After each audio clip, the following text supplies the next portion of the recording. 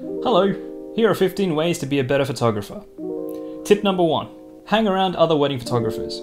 Remember in school when your parents said to you, hang around the smart people and therefore you'll be smart? Well, photography works almost the exact same way. In this case, what I thought worked really well is if I started hanging around better photographers, in my mind, that would make me a better photographer. I think it's always really important to surround yourselves with people that you aspire to be like. This can go to anything in life, by the way. This doesn't just have to be with photography. Now, if you're unsure about where to find other photographers, it's pretty simple. Just connect with them on Instagram, ask a second shoot for their business, or even just try and find someone on YouTube to follow. It's gonna do a little cheek plug in here. That could be my channel, by the way, so you know, like, comment, subscribe. Overall, the more you surround yourself with talented people, the more I feel like it's gonna inspire you to become just as talented, if not better. I always tried to find who the best, photographers were in Sydney so I could try and understand how they work and also try and understand like what works for them that potentially might also work for me, or maybe it could be the opposite. I think it's really important to just expand your network of photographers, just to know other talented people with you in your industry so that collaboratively you guys can all grow together. Tip number 2, understand lighting. I think it's so important given the fact that venues are so different,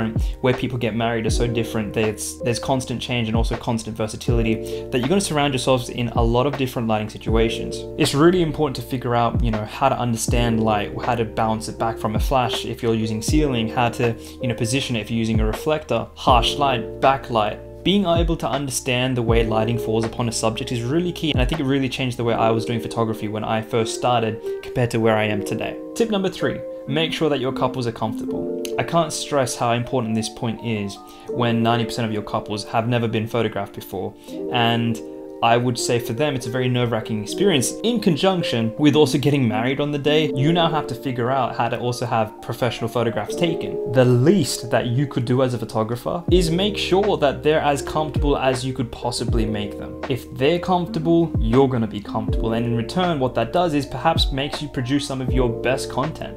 Tip number 4, to always plan in advance. Again, I'm pretty sure some of these are quite common tips, but for those of you who are new to the wedding photography scene, it's really important to understand what exactly your couple basically want from the day. What does it look like from an agenda perspective? Do they have a run sheet? Do they need to be in a particular venue by a particular time? How much time do you guys have for pre-shoots and post-wedding photo shoots? How long are the ceremony? Do they have a bridal party, or is it just the couple itself? How many family members do you have to photograph during the family photo shoots? These are the things that all basically come up during the planning stage of wedding photography, and you can set yourself out aside from other photographers if you really take a lot of steps and a lot of measures to be involved in that entire process, and your couple's going to appreciate it. You're definitely going to appreciate it because you have an agenda for the day in terms of what you need to capture and also how you're going to do it. Tip number 5, investing in yourself. I can't stress enough how important it was to my career and to my growth as not just a photographer, but as a human being fundamentally, to make sure that you're constantly growing, learning, improving,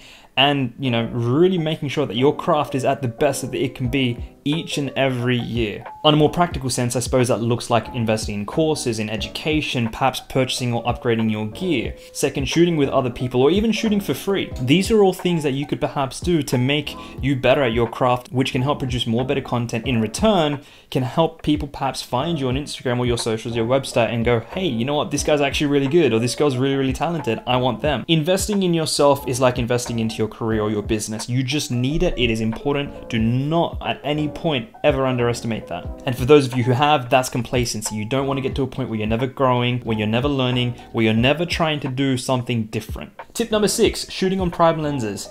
I remember when I first started my career, I thought, yeah, variables are the way to go. And mind you, there's a whole community discussion on this about variables versus primes and efficiency, To be honest, each type of lens has a particular purpose. Both are generally really good. But the benefit of shooting on primes is a couple of things. One, that fixed focal length. I think it's really cool to know that you can create stunning images from a high quality piece of glass and knowing it's prime, and being also able to shoot really shallow depth of field. And I think too, it also stops you from being lazy. So you know for a fact that you have to constantly keep moving. The compression that you get on an 85 prime, for instance, with that 1.4 shallow depth of field, you know that's going to really separate your subject from the background, and therefore it's going to pop, create that very dreamy effect, and your couples are going to love those shots when they see them in the finals. Now, a variable may not be necessarily able to do that. Hence why I always try and say shoot on primes more than variables if you really have to. No, I'm not saying that you should completely disregard all your variables today, always still keep that, but learn to understand that primes can do things that variables perhaps just can't. Tip number 7, know your camera gear. I kid you not, when my Canon 5D Mark IV first arrived on my doorstep, it sat on my desk for about 2 weeks because I didn't know how to use it.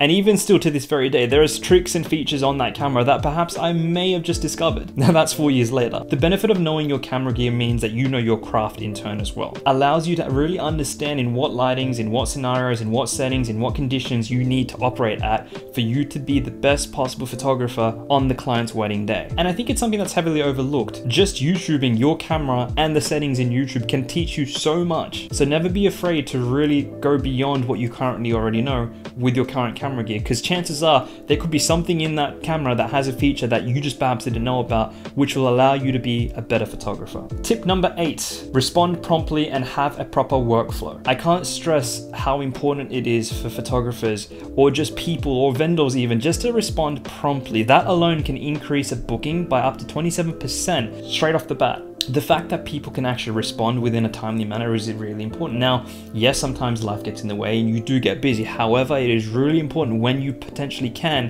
to delegate time for doing admin. In my case, I try and do it every single morning. If it's really late at night, I might just do it the next morning as well, or I'll do it generally before I go to sleep just in case something's come through.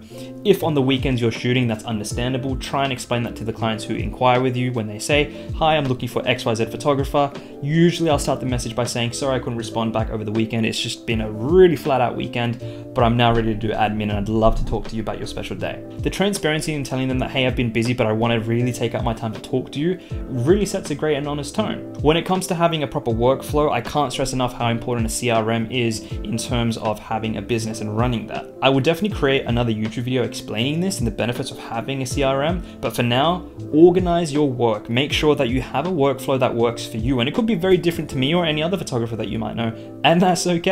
What matters is how you do things, so long as it's a system that you work by and is efficient for you. Tip number 9, always keep moving. I suppose this relates back to going, primes versus variables, but I can't stress enough again how important it is to keep moving when you're at a photo shoot. I think one of the things that I used to do a lot in my early career was I used to take a couple out for a pre-shoot and I used to just stand there and make them rotate. Now it's not only that, but now it's a combination of rotating them whilst I keep constantly moving. These things are really important to realize and to discover, especially when you keep moving. Do not ever, let me stress this again, ever be complacent as a photographer to stand still in one moment. Tip number 10, give your couple an amazing experience. I don't think it's just about, transactions here. I think if people think about wedding photography in that way, they might be in the wrong industry. Getting married is a really big deal, and I can't stress enough how much of a great and fun-loving job it is that I have to be part and privilege of a really special day. So the best thing that I could perhaps do as a vendor is to make sure that a client who comes to me, a couple who knows that they want to celebrate the most romantic day of their entire life on their wedding day, I'm at least providing that over and above and beyond experience so that they can have a great time. Let's just assume your photos were average, but you provided the best experience for these guys as possible. Do you not think for a second that the couple who even hired you won't hesitate when they get asked from another couple, hey, by the way, what was your experience with that photographer? Of course, they're gonna say, you know what, that photographer was amazing. They did an amazing job. They made us laugh, they made us cry, they made us, well, hopefully not cry, let's just say happy tears. They made sure that we had an incredible experience, and that is what this service has now become. It's about taking your couple on a journey and making sure that they have a wonderful time from when they meet you during a consult right to the very end when you deliver the photos. Tip number 11. Be proactive and have a shot list, especially for those who are just starting out. I remember when I first started doing wedding photography, I was a bit unsure, and so I had a phone with all these different images of all these different things that I could potentially create. Now, as I got a bit more experience, I disregarded the phone, and now I just have a mental list of all the things that I really need to capture and create.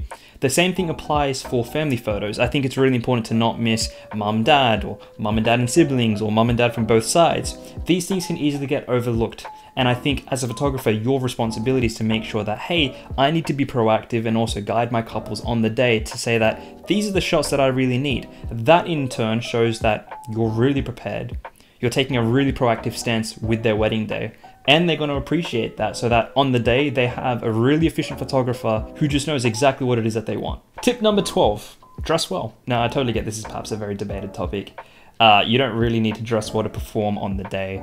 I don't think that's a relevant point to make. I often find myself in a position to go, well, I'm a professional, so I want to make sure that people take me professionally. Now, again, it's completely different to each studio and each business out there, but for my own sake, I make sure that when I rock up at an event, I dress well, I'm presented well. Pre-shoots aside, that's very different. When you go to a beach, for instance, you're not going to rock up in a vest and a black shirt with dress pants.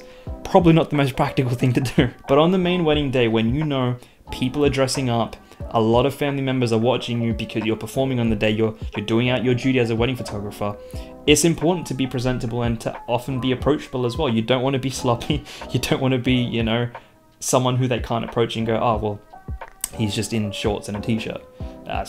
That's not the look that you perhaps want to go for. Tip number 13, work with your vendors. This is something that I try to implement a lot now, perhaps more so than I used to. And I think it's really important when you start connecting with your vendors outside of a wedding. Think about it, right? Let's just assume you take a really amazing photograph of, say, bridal makeup or even a piece of decoration for a decor company who, you know, spent hours trying to build a particular service. You could be the difference between a vendor never receiving images for their portfolio versus someone who sends them their content.